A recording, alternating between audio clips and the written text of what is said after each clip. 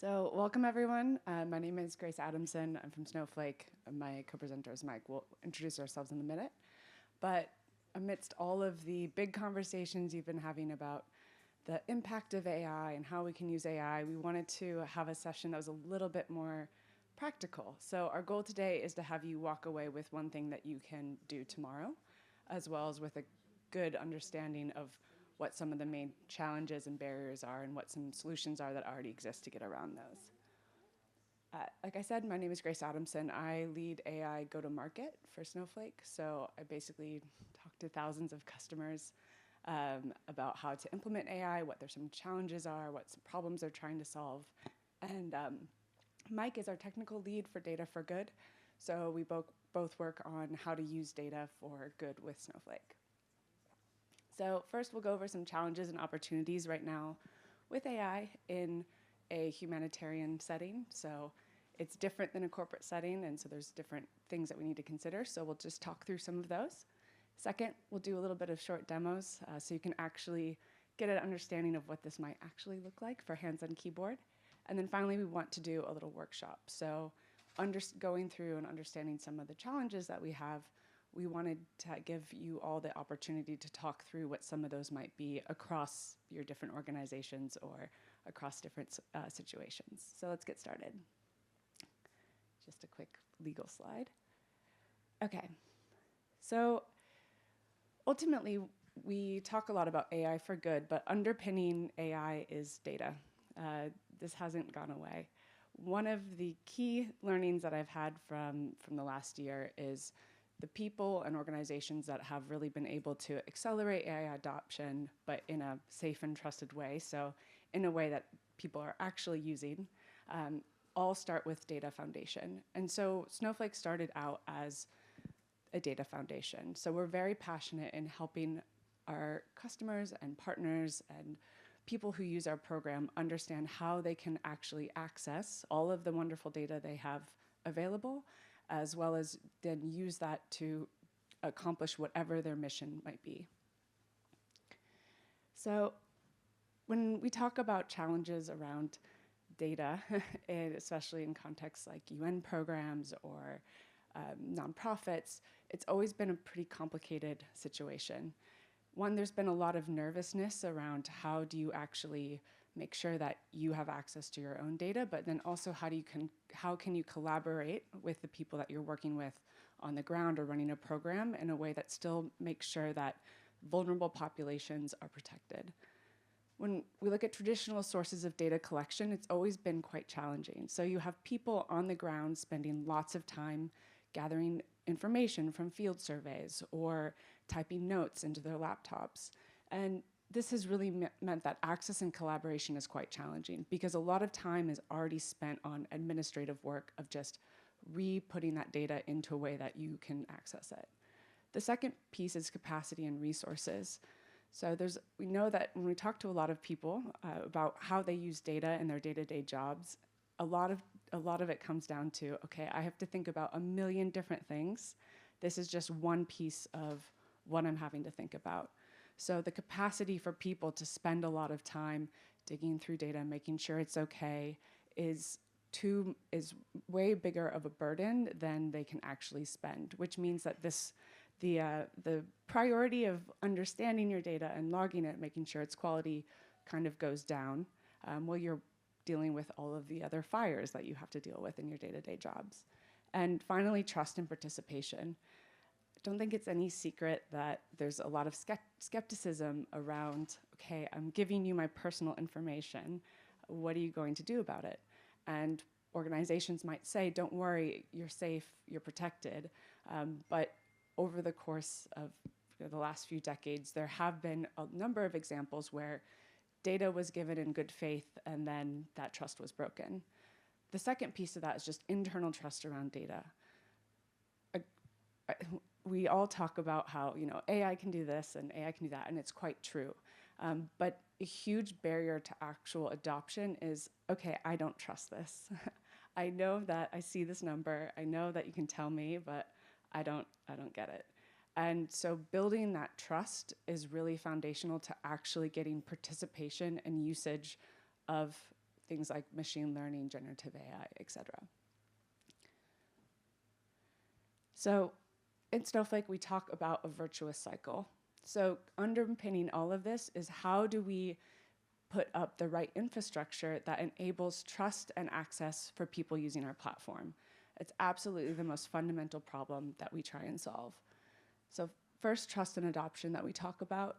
Quality data is the second piece. So it's not just the data that you have, but how do we make sure that it's quality and you can trust that to make decisions off of?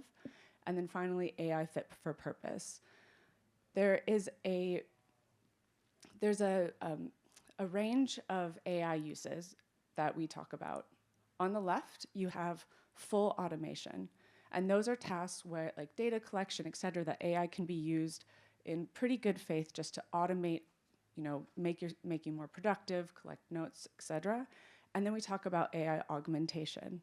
And this is how you use AI to augment your decision, but not replace. So human in the loop is quite important. And along this scale tends to be tasks that require high empathy and low empathy. So things that you can automate, low empathy, don't necessarily require additional judgment versus augmentation. So how do we enable or support decision-making, but not entirely replace it? Underpinning all of this is security and privacy. So like I said, is my data secure? Do I trust? Am I making sure that the people that are represented in my data sets also have maintained their privacy? And then responsible AI. So ultimately, at the end of the day, how am I using AI to make a decision, and is it for the greater good? There are 4 key pieces that I want to talk to you about today that are quite practical in terms of how you can think about the offering of AI. The first is data and AI marketplaces. Traditionally, it has been quite challenging for each individual program or nonprofit or company to acquire and access data or AI capabilities. One of the key things that we think about at Snowflake is how to make that easier. So how do we build a marketplace where people can access quality data without having to individually build procurement processes to acquire data? So how do we help you all have the right bargaining power to access data that you need, also without a ton of additional work? The same goes true for AI capabilities. So now, AI is changing quickly, we all know that. And so one of the other facets of this is how can we help people who use Snowflake access AI capabilities without having to move or have access to their data? So how can you access the latest innovation without having to necessarily build it yourselves if you don't have the team, the time, or the budget? The second piece that's really crucial is data sharing. Data sharing can be internal and external. And ultimately what this comes down to is instead of having multiple different copies of data, how can you have a single copy of data that many people can work from? The value of this is unmatched, especially when you're thinking about situations where oftentimes different programs or different ones of our customers are collecting the exact same data. So they're all individually spending time and effort building that data set. It might be incomplete, maybe it's mismatched. So with data collaboration instead, it's how do we have a single set of data that everyone can work off collaboratively that becomes a good single source of truth. Third is privacy enhancing technologies. It may not be the sexiest AI capability, but ultimately there's been a lot of advancement when it comes down to privacy on your data, and that follows through to AI. So I just want to talk through what some of those capabilities are and then how you can think about them. And finally, AI-powered insights. So like I mentioned, there's a huge range of things you can do with AI, but we'll talk a little bit about some of the practical things that you can use to automate and augment as easy as tomorrow. So when we talk about data access, it really comes down to how do you access your data on your terms. So whether it's you're working in mobility, economics, environment, it all comes down to the same fundamentals. For Snowflake, it's how do you make sure that you can draw on AI-ready data? Even as your organizations think about, machine learning has been around a really long time, and now with generative AI. So how do you make sure that the data that you have is actually ready to be used? Second piece of this is context is incredibly important with AI. It all comes down to context. So it's not just a number that you get back, but what's that important additional information that you need for that decision? So it might not be, oh, the answer is 21. It might be, oh, well, here's 21 with some caveats and here's why. So it's not just being able to share those outputs, but also the ability to share the context and meaning that goes alongside those. And finally, zero data movement. Fundamentally, the more you move around data, the more costly it is for you, the more wasted work effort there is, and the more security risk you have. So how do you enable data collaboration, sharing, and access while limiting the amount of times you have to move a single set of data around? The second piece is collaboration. When we talk about collaboration, it really, as I mentioned, it's really all about making sure that you can run multiple types of projects and workloads off a single set of data. And the reason this is important is because when you think about access controls, privacy, understanding the data, then you need to make sure that if you don't need to manage that piece by piece through a workflow, but if you can build that from the ground up and it flows through, then you have less likely for information to leak where it shouldn't, or someone to have access when they shouldn't have access to that data. Although it might seem pretty simple, we call this row-based access control.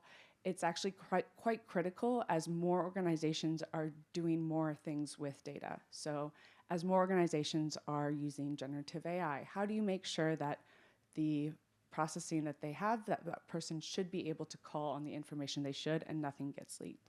So fundamentally, when it comes down to building trust amongst different partners to use the same copy of data, that trust is built on a foundation of understanding security and privacy and, okay, I know that I can put this data and collaborate without having to be worried about something popping up in the news that data leaked the next day. The final piece, or the third piece I want to talk about is some of the differential privacy and security that has become available with AI. So AI isn't just, for a chatbot, but it's actually provided a lot of really interesting enhancements for how do you make sure that you're protecting the people whose data you have. Ultimately, a lot of organizations, your mission is about making the lives of people who are vulnerable better. And so the same comes with ensuring that the data privacy and policies and things you have in place can do the same thing.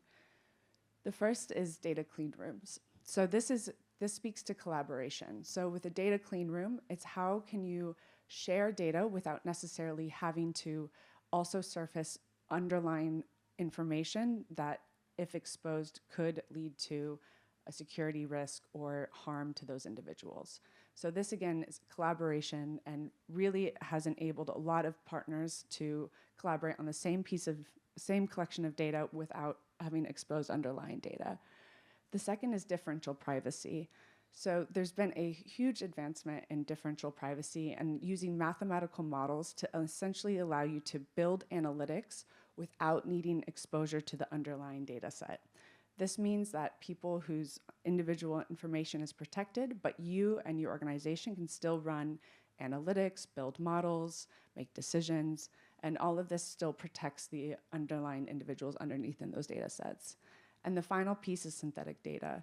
Synthetic data has also been around for a really long time, but now it's actually gotten to the point where it's useful, which is great. And so you can build synthetic data sets that mirror a population or supplement information that you don't necessarily have access to, or like we mentioned, can be very costly to acquire, and still get the information insights you need without having to go through all of the effort to maybe manually survey hundreds of thousands of people in the field. So I'll talk through what an AI workflow looks like for this. Some of you might know, some of you might not, but just to give you an idea of what happens. So fundamentally, it's all about accessing the data. How do I actually know that I have access to quality data that's safe and secure, and I know what it is? The piece I also want to call here is data. The definition of data is expanded. So no longer does this just mean a table of structured information, but really the advancement of AI means the access to unstructured data. We'll talk about this, but think of things like WhatsApp conversations, voice transcripts, PDFs, surveys. So really images, videos, all of this has now expanded the definition of what data means. The second piece is processing at scale. So this is often where a lot of the workload comes in. So you're taking that data and then you're actually making it valuable.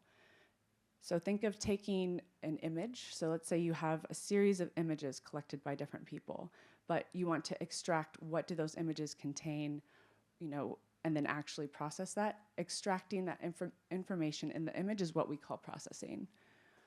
Transforming and enrichment is the next step for AI-powered processing. So when we think here, it's okay, I've extracted all of, let's say I've transcribed a bunch of WhatsApp voice notes.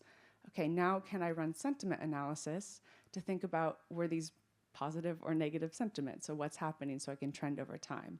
So we started out with WhatsApp voice notes. We've extracted, transcribed them, translated them into a single language. And then now I want to do something else with it. So now I want sentiment. And the final piece here is action. So I have the information, but how do we put that in a way that actually enables action to be taken on the information?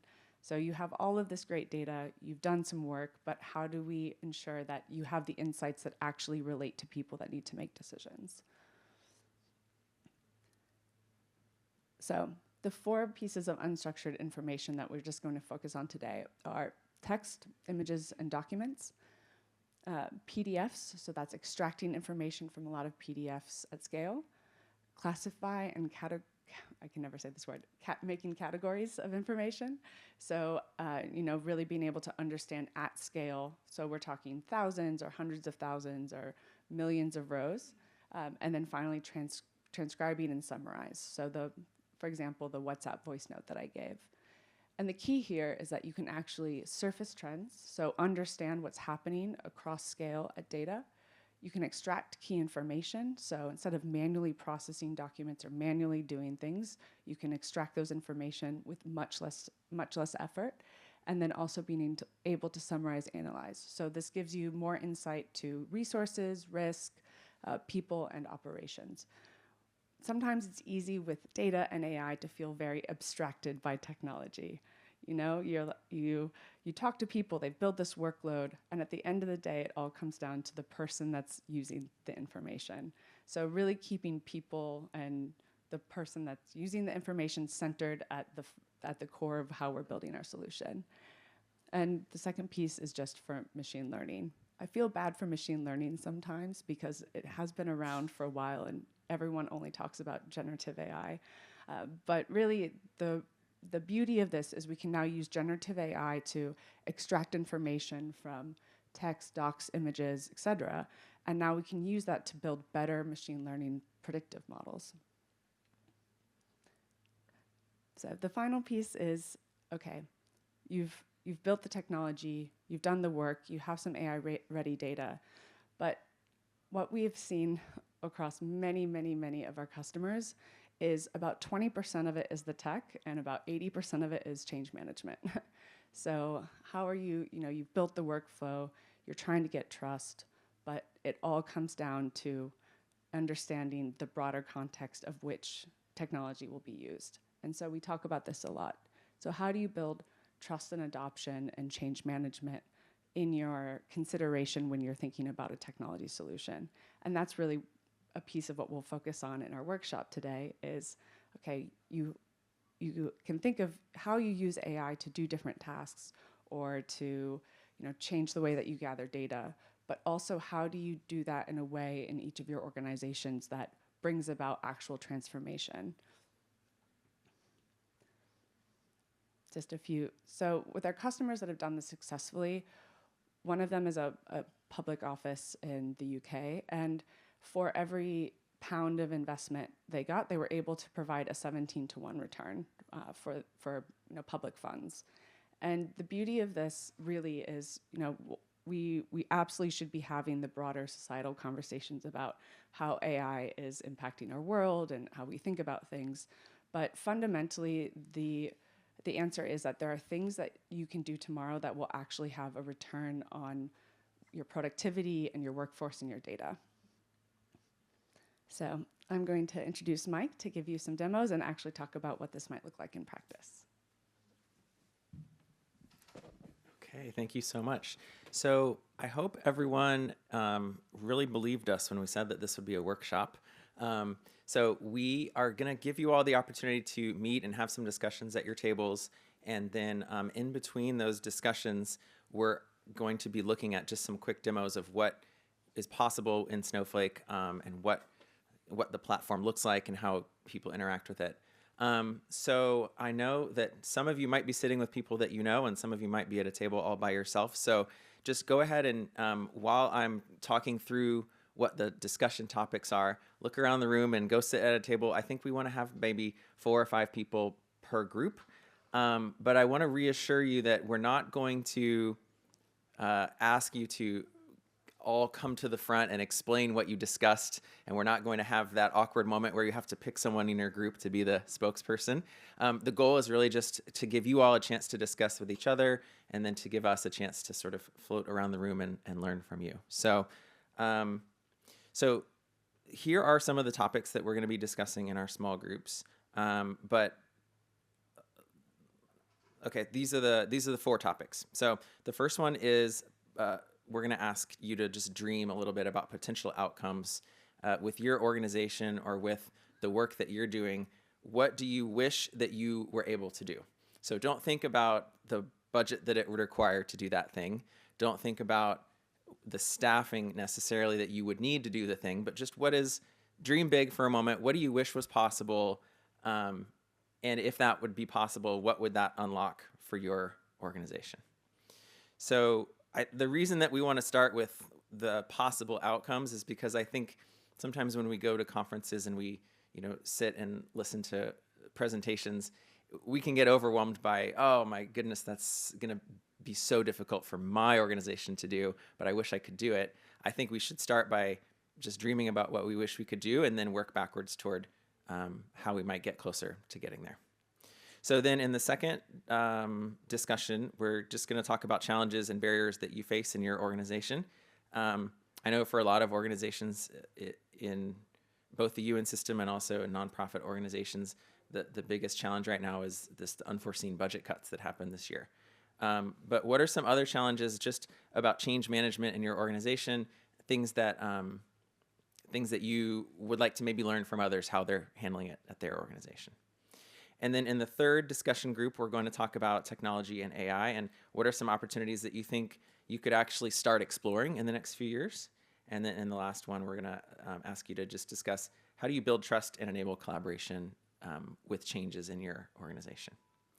So just to give you some examples of things that people have done on our platform and things that are possible, I'll give you 3 examples. So the first one is that humanitarian organizations are able to use data that's sitting in the Snowflake platform to share through something that we call a data clean room, and Grace already touched on this. But a data clean room is basically a tool that allows you to share data with a partner, maybe another division of your own company or your own agency, but without sharing all the data, just allow like how many patients are overlapping in this data set that I have and this data set that someone else has in their data system. So that would allow for greater collaboration across agencies without everyone signing a new data sharing agreement, for example.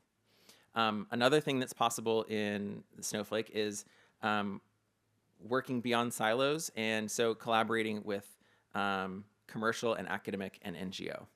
So one of the things that's really exciting about this is that, each type of organization has their own way of thinking about data privacy and their own way about thinking about engaging with partners. But once you have these new capabilities of privacy protection, it might allow you to partner with stakeholders that maybe you weren't able to in the past. And then lastly, there are some reality checks that happen. And so sometimes you might have a plan when you start out a project, and then you might realize that actually the users that are using that data need that data to be available more often or in more real time. And so with cloud platforms like Snowflake, you can sort of decide how often data is updated. And when you're getting that data from multiple sources, you might be able to make that data available more often to the folks that are using it. So let's go ahead and move around. Try to, if you're sitting at a table by yourself or with only one other person, try to join. And so for the first discussion group, we just want to ask, what are some things that you are dreaming big at your organization? What's possible? Dream big. Don't think about the challenges quite yet. And then, in case you're done with that and you have some other things that you want to think about, I've been really thinking a lot lately about how do we make sure experiential knowledge is available? Because, when organizations change or when people are reorged into a different part of the organization and people, a lot of times in the past, I was the person that people would come to and they say, Mike, what's the story with this data set? You know how it was collected. You please tell me. So what would be possible if more people were able to know the background behind data sets and not just analyze them? So let's go ahead and start our discussions, and we'll discuss for about 15 minutes. But if you're ready sooner than that, then we'll move on to the next one. Thank you. So what I'd like to do is just spend a few minutes showing you. I think we skipped over an important part at the start. What the heck is Snowflake? What do we do? Why are we here? So I'm going to do a little demo and just show you what the Snowflake platform looks like for users. I don't even have one single slide that shows our architecture, so I will do that. I will find a slide that shows our architecture. But the way I like to explain Snowflake is, imagine you had unlimited data storage. Imagine you could give us whatever data you had at your organization, whether it's PDF files, Excel files, databases. Some people refer to an Access database as a database. Some people refer to an Excel file as a database. I'm okay with that. Give us whatever you have. We can store it. You only pay for the storage of what you use. So if you give us a terabyte of data, can you imagine a whole terabyte of data? Like, we will store it for $23 a month, and that's a terabyte of data compressed. So whatever, if you give me like a terabyte of Excel files, we will compress that down to be like a few hundred gigabytes, and you only pay for the compressed size. So then you want to analyze the data and you want to do stuff with it. Again, you only pay for what you use, which means if you only sign into Snowflake once a day and you use it for 5 minutes, you're only paying for that 5 minutes that you used, which is like a few dollars, a few pennies maybe. So it is pretty accessible to nonprofit organizations, and for small data sets, you'd have a hard time spending a few $100s a month on it. But once you get to larger data sets, some of our customers are spending a few $100s a second querying these data sets that have billions and trillions of rows of data. So we talk about elastic storage and elastic compute. That's the general idea. So let's just go through the user interface, and I'll show you some things about how it works. So a lot of people are familiar with, so if any data engineers or database developers in the room, anyone? Is that you? Okay. So this will look very familiar to you. This is just SQL commands, just creating a database, creating a table, selecting data from the table, creating views, all those things that database administrators do. That's one thing you can do. Another thing you can do is you can use a notebook. So anyone that's like a data science, we have any data scientists in the room? Okay, so the notebook, this is very similar to a Jupyter notebook. We have the same structure where you can run these different cells, and each time you run a cell, you get the output, either a graph or a chart or a data table. It's still starting up. So this is what happens when you let your computer go to sleep. So there's a bunch of ways you can interact with the data in Snowflake. Right now we're selecting data from a data set. Let's do this one. Let's do this one first. So you can select data from a table. You can also select data from, it really helps if you clear away all of the other pop-ups and you start at the first cell. So anyway, you can use a Python sort of Jupyter notebook type interaction. We also have something, I'm going to end my session so I stop paying for it. We also have a Streamlit application, which is like a Python-based language way of building visuals. So I'll show you one of those in just a moment. Anthropic tool use version 2. So, and then we have dashboards and other things. So then we also have a data marketplace. So the thing that I really want to focus on in this demo is, how does the data marketplace work? A lot of people think that Snowflake, we have our own data that we buy and sell and make available to people, but that's not actually how it works. We just have the marketplace. We are the host, and other people put their data on the marketplace, and then customers either use it for free or they buy it through us. So let's just say that you were wanting to do something with data related to weather. So one of our customers is the Met Office, the meteorology service of the UK, and they have some data sets that are available for free through Snowflake. So you don't have to go to their website and download anything and then, open up a huge file with 1 million rows on it. All you do is you say, oh, I want weather forecasts by postcode. Cool. Let's see if that's what I want. What is this? Does it have the stuff that I want? Yeah, okay, cool. It has what I want. So then I click get, and then I agree to some terms and conditions, and I didn't even read them because I already know that the data is weather data, and I'm not signing my life away to the Met Office. I think I might have given my email address just now. So the data is already available in my Snowflake account, and I can start doing stuff with it now. Like, not only that, but they give me some examples of stuff I can query. Like, oh, look, if I want to do hourly weather data, I just run this code on line 2. And so I click the run button, and it queries all of the data in a certain region at a certain time, and it gives me the output. So this is what I'm talking about in terms of data collaboration. Imagine if there was data that you needed, like let's say that you're in the, let's say the World Food Program. We have someone at our table in the World Food Program. Let's say that you're in the research division, and you really want some data that was collected in some surveys from the agriculture division.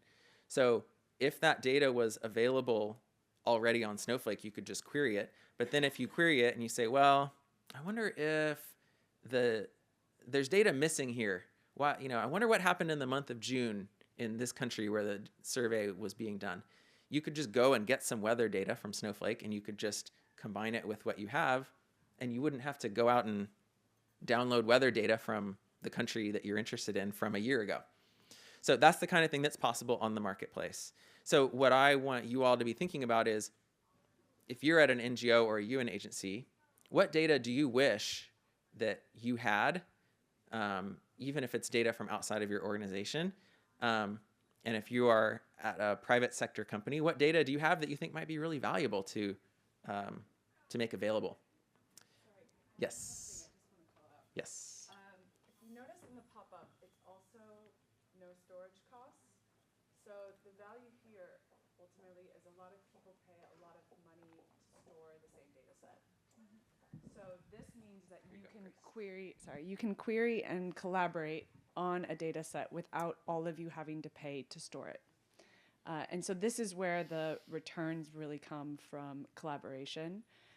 Less data, you're paying for less data movement, you're paying for less storage costs, and ultimately you're enabling access on single copies of data. So this is what the benefit of collaboration comes from an ROI perspective, and then also just ease of time to do something with it. So it's a lot faster for people to build and query. Sorry, just wanted to call that out. Yes, thank you so much. And we have a question. Grace, can you carry the microphone back and then...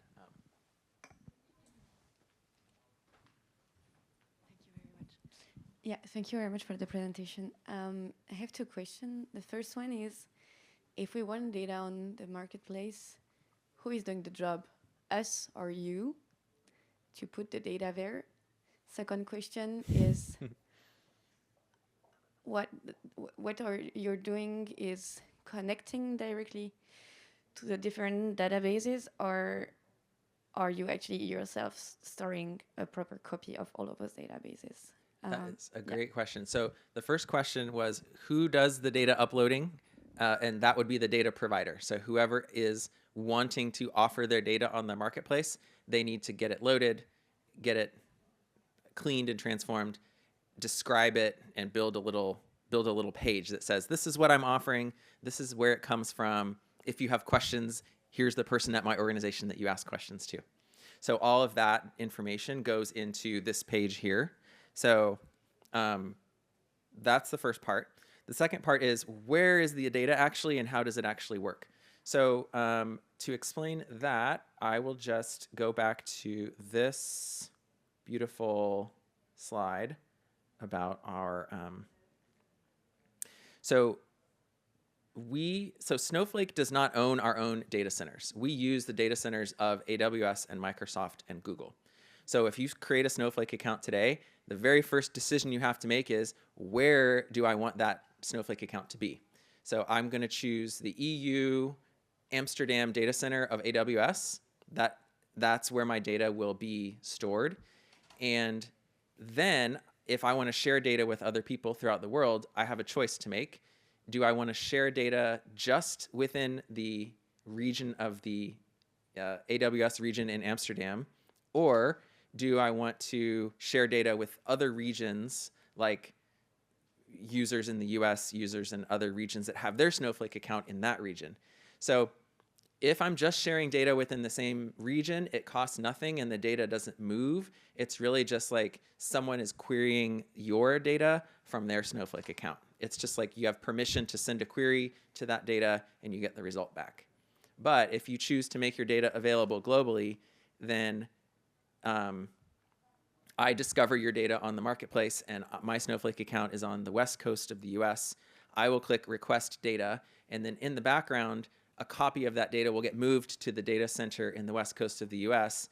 But once that copy is there, 5 or 10 other companies in the West Coast also want to query that data. They're just querying that local copy. So it's not being copied again and again and again. It just does need to move to that region. So then it's really quick to query it. Yeah. Any other questions about how the marketplace works or any of that? Because I think it's a great, it's really the key capability, I think, that makes a lot of this data for good work possible, and it makes it affordable, is just how our marketplace operates. So we have a question over here. Yes.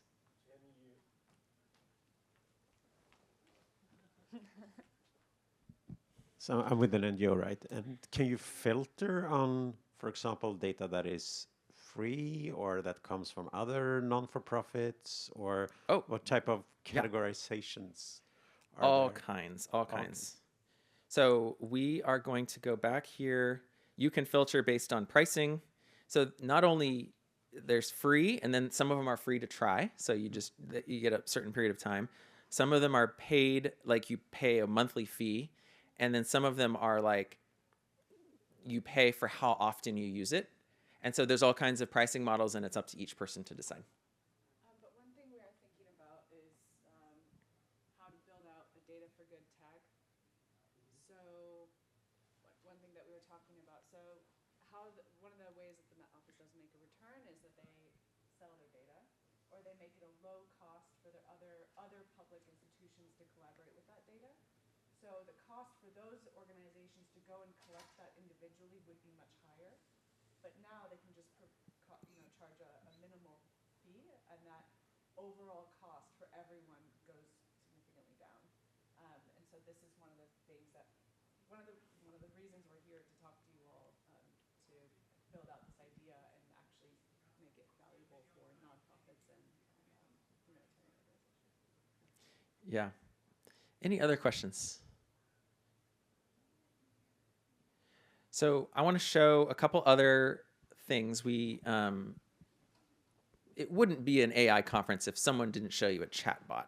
But the thing I want to explain about the chatbot here is that it helps, the way that we've designed it is to help build trust among the users. So it's very common to ask a question, get a response. Sometimes that response is a chart. Sometimes it's just a table of data.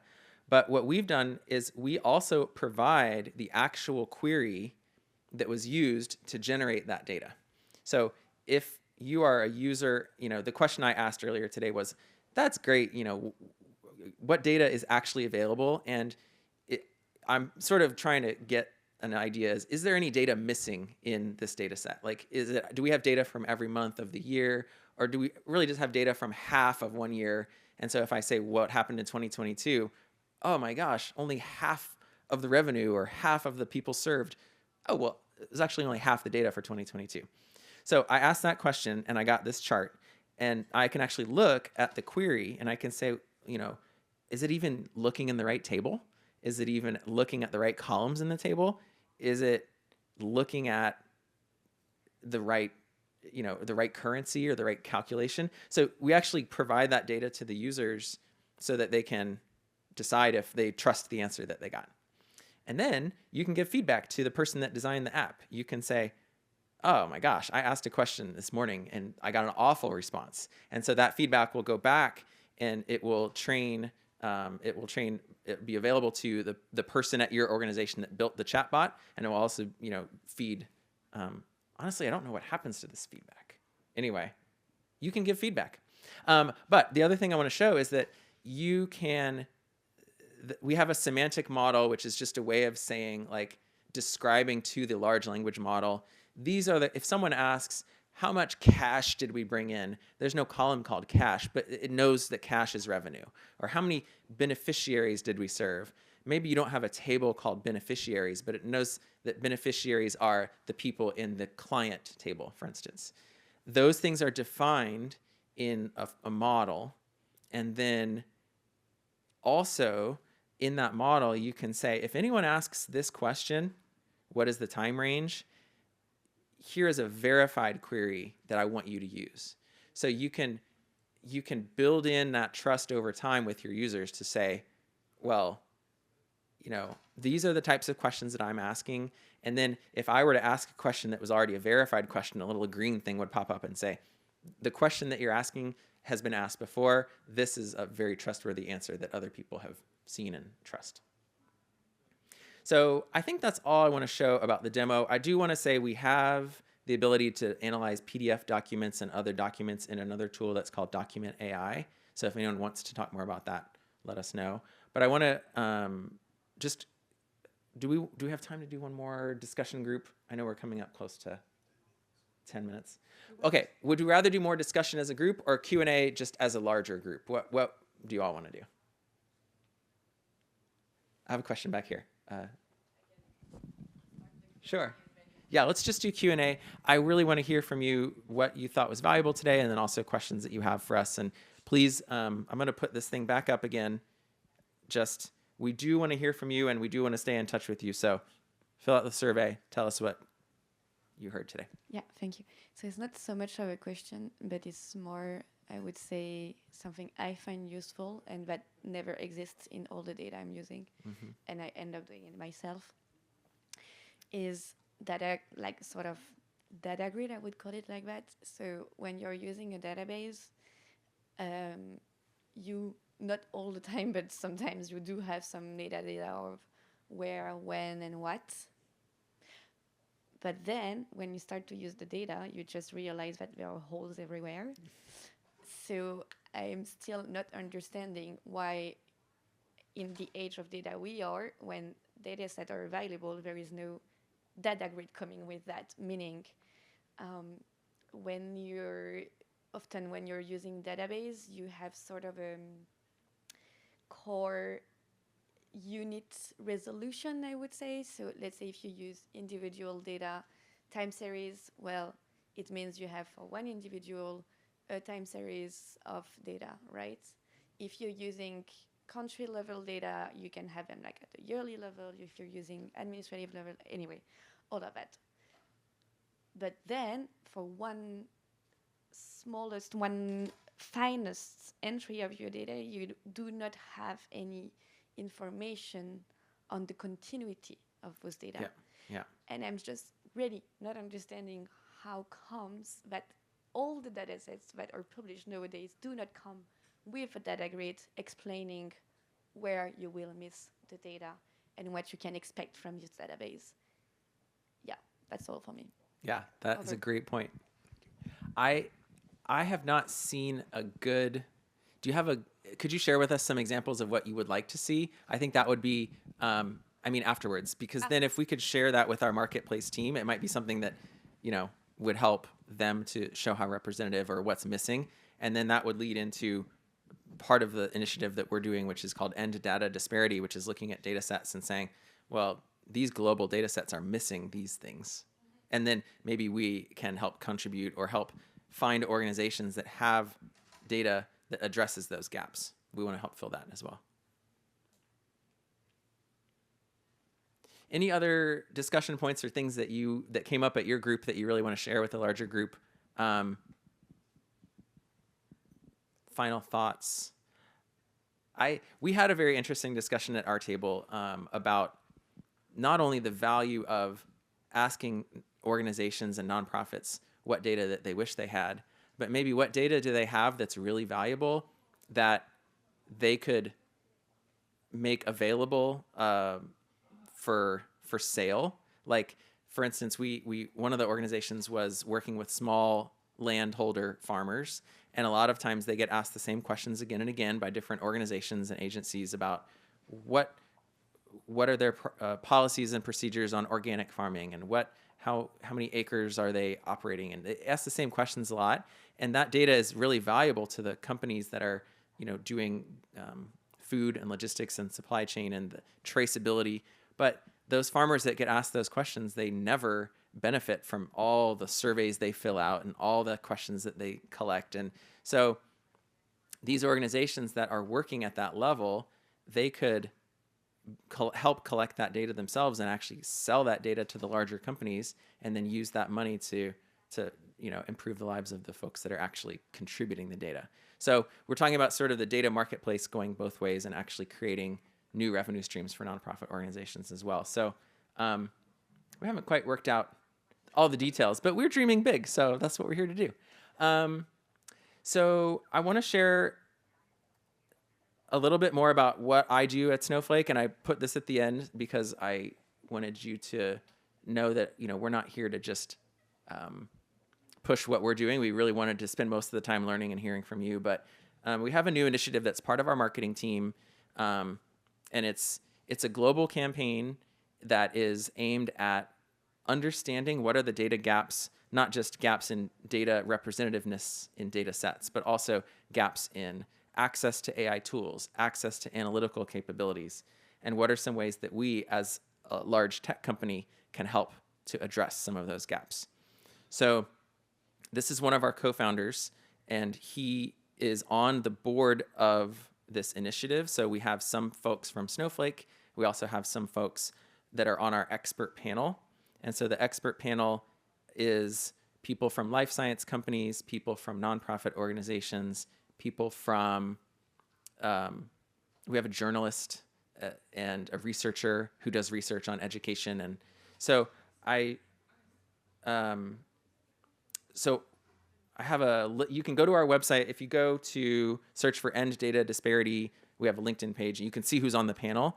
But the stage that we are in the process is we're still trying to understand what exactly Snowflake is going to do and what our strategy will be. And we're really focusing in on this marketplace making more data available on the marketplace, and figuring out the value of that data to organizations and nonprofits is really the first step. And we're going to partner with UNICEF and UN International Organization for Migration.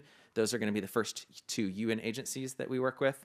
So for IOM, it's going to be on climate data and being involved in the climate negotiation process, helping the African countries negotiate together as a bloc, so that when the African countries go to the climate negotiations in Brazil in November, they're armed with more data, and they can say that this is what they need funding for to address the issues in their country. So these are our closing thoughts. We just really want to thank everyone for attending, for staying, for committing to small group discussions. I know talking with strangers at a conference is not everyone's comfort level, but thank you for taking that risk.